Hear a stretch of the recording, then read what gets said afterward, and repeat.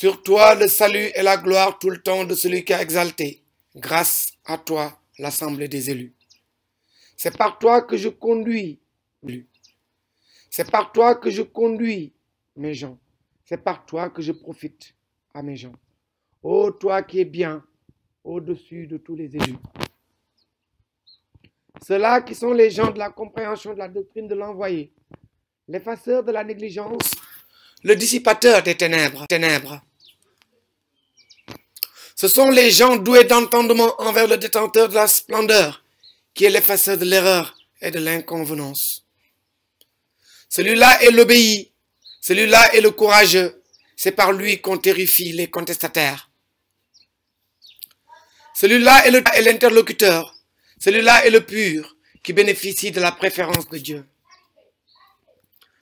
Celui-là est le noble, issu d'une haute lignée, c'est le merveilleux, le manifestement généreux. Il est le très magnifique, ne mesurez personne à lui. Il est le chef de l'assemblée des prophètes, le soleil des soleils, le chef des chefs, le meilleur compagnon de l'assemblée des saints. Le remède des cœurs, la lumière des demeures, la lune des lunes, dont la clarté est évidente. La clarté est évidente. Il est le sauveur du reconnaissant, le lion de l'ingrat qui expulse le rebelle qui manifeste sa haine. Le paradis du bien guidé, l'enfer du transgresseur, celui dont la préexcellence est évidente aux yeux des intelligents. Réparateur des fautes, possesseur des dons manifestes, il est le guide des créatures sans extravagance. La préexcellence lui est dévolue, l'intercession est son apanage. Les foules lui sont soumises, la prééminence lui revient. Si en lui parvenant, une personne sollicite la science, une autre vise la fortune, une dernière l'hostilité.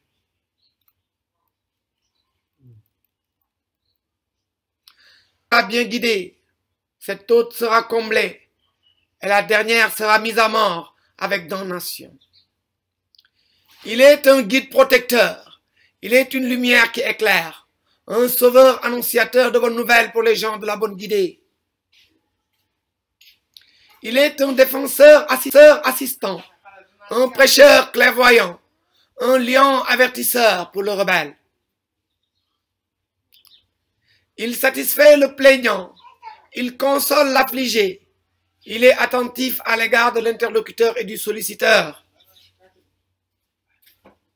Il protège celui qui est engagé, il donne asile à l'adorateur, il dissipe les ténèbres en faveur du pieux. Il est la fortune du pauvre, il repère celui qui sombre, il est la promotion de l'humble qui cherche la protection. Il est l'apparent, il est le caché, il est l'interlocuteur de l'Éternel. À lui la parole, à lui la réponse. Il est le détenteur de la justesse et de l'agrément.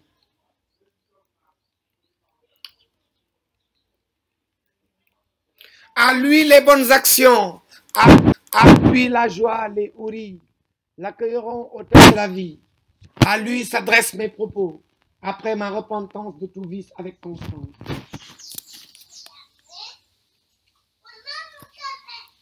Il te revient des miracles provenant du Maître, des créatures qui n'ont jamais été dues, ni ne le seront que pour un être à venir.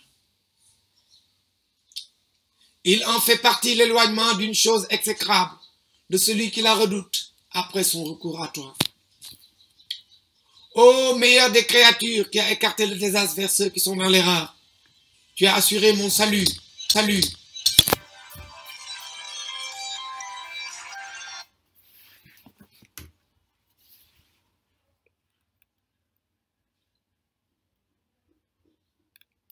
Tu es l'illustre généreux, je suis le serviteur, je me consacre tout le temps à tes éloges. Je t'ai destiné une louange qui procure le bonheur et qui conjure la honte et la peine. Quant à moi, grâce à mes louanges, je constate assurément mon bénéfice et mon succès, ainsi que mon édifice. Cependant, il me manque les moyens de ce que j'entreprends. L'ai-je loué à l'instar des habiles hommes de lettres?